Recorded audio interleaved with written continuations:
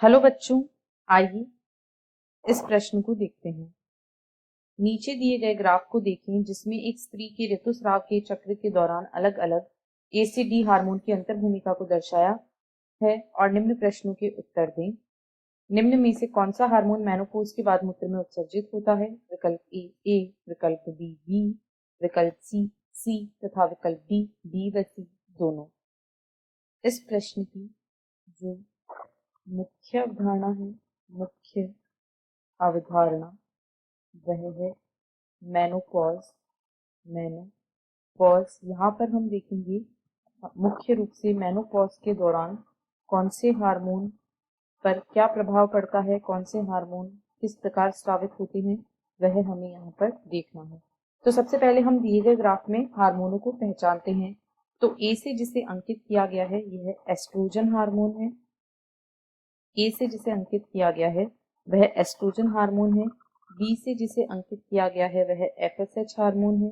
सी से जिसे अंकित किया गया है वह एलएच तथा डी से जिसे अंकित किया गया है वह प्रोजेस्टेरॉन हार्मोन है। अब यदि हम मेनोपॉज अवस्था की बात करें तो इस दौरान आर्तव चक्र रुक जाता है, उसे मेनोपॉज कहा जाता है। आर्तव चक्र यहाँ पर रुक जाता है। इसके साथ ही लगभग 45 वर्ष की उम्र में मेनोपॉज को देखा जाता है। इसमें कुछ ही पुटिकाएं बचती हैं जो एस्ट्रोजन का उत्पादन करती हैं। इसमें केवल कुछ ही पुटिकाएं बचती हैं जो एस्ट्रोजन का स्राव करती हैं। यहाँ पर मेनोपॉज के समय एस्ट्रोजन का स्राव जो होता है वह धीरे धीरे कम होने लगता है। एस्ट्रोजन जो होता है, एस्ट्रोजन हार्मोन, यह कम हो जाता है और एस्ट्रोजन जो होता है यह गोनेडोट्रोपिन की मात्रा को नियंत्रित करता है। यह पीयूष ग्रंथि से निकलने वाले एफएसएच तथा एलएच हार्मोन को नियंत्रित करता है। एफएसएच तथा एलएच को नियंत्रित करता है। जैसे ही इनकी मात्रा बढ़ती है तो एस्ट्रोजन का स्राव होता है जिससे एक ऋणात्मक पुनर्निवेशन मिलता है और एफएसएच और एलएच की मात्रा नियंत्रित हो जाती है।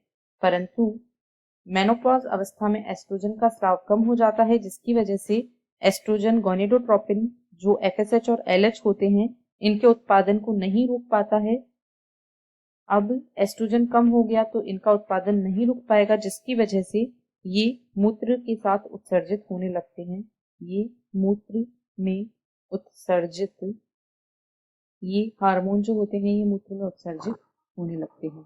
अब यदि विकल्पों को देखें तो विकल्प डी इस प्रश्न का सही उत्तर है क्योंकि बी एफएसएच हार्मोन को प्रदर्शित करता है और सी एलएच हार्मोन को प्रदर्शित करता है और दोनों ही हार्मोन मेनोपॉज अवस्था के बाद मूत्र में उत्सर्जित होने लगते हैं। आशा है आपको प्रश्न समझ आया होगा। धन्यवाद।